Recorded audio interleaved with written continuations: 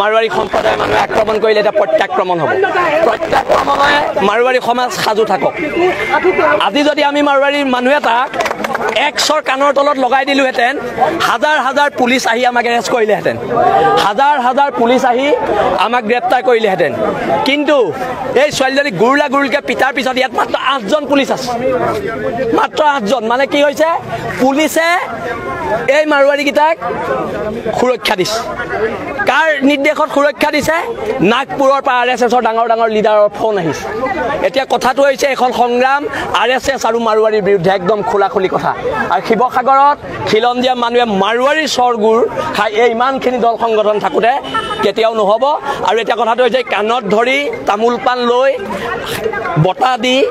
আঁঠু কাঢ়িব লাগিব আৰু যদি পুলিচে আঁঠু কঢ়াব নোৱাৰে আমি আঁঠু কঢ়াম চিধা নমস্কাৰ জয় অসম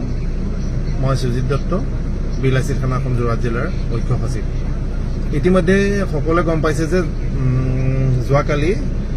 শিৱসাগৰৰ এগৰাকী পাঞ্জা খেলুৱৈ যিগৰাকী ৰাষ্ট্ৰীয় পৰ্যায়ত সোণৰ পদক বুটলিবলৈ সক্ষম হৈছিলে সেই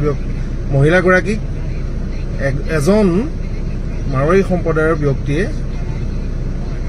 হাত উঠালে গতিকে সেই বিষয়ত এজাহাৰ দাখিল কৰাৰ পিছতো বৰ্তমানলৈকে সেই ব্যক্তিজনৰ ওপৰত কোনো পদক্ষেপ গ্ৰহণ কৰা নাই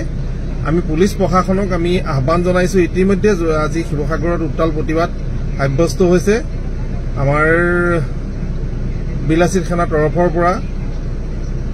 গতিকে যি 24 ঘণ্টা সময় বান্ধি দিছে 24 ঘণ্টাৰ ভিতৰত যদি তেখেতক প্ৰকৃতাৰ্থত গ্ৰেপ্তাৰ নকৰে তেনেহলে আমাৰ বিলাসী থানা ক্ষান্ত হৈ ৰৈ নাথাকিব কাৰণ কোনো মহিলাৰ ওপৰত আমি হাত দিয়াটো সহ্য নকৰোঁ ভাৰত চৰকাৰৰ সন্মানীয় প্ৰধানমন্ত্ৰী মহোদয়ে প্ৰতিটো ভাষণতে কয় যে বেটি বচাও বেটি পঢ়াও গতিকে বেটি আমাৰ ভাৰতবৰ্ষৰ এগৰাকী মহিলা বিশেষকৈ ৰাষ্ট্ৰীয় পৰ্যায়ত যি পদক বুটলিবলৈ সক্ষম হোৱা মহিলাগৰাকীক এজন ব্যক্তিয়ে হাত তুলিছে ইতিমধ্যে সেই ব্যক্তিজনক কোনো প্ৰশাসনিকভাৱে ব্যৱস্থা গ্ৰহণ কৰা নাই শিৱসাগৰ জিলা প্ৰশাসনক আমি আহ্বান জনাইছো দাবী জনাইছো অনতি বিলম্বে আপোনালোকে যদি এই ব্যক্তিজনক গ্ৰেপ্তাৰ নকৰে তেনেহলে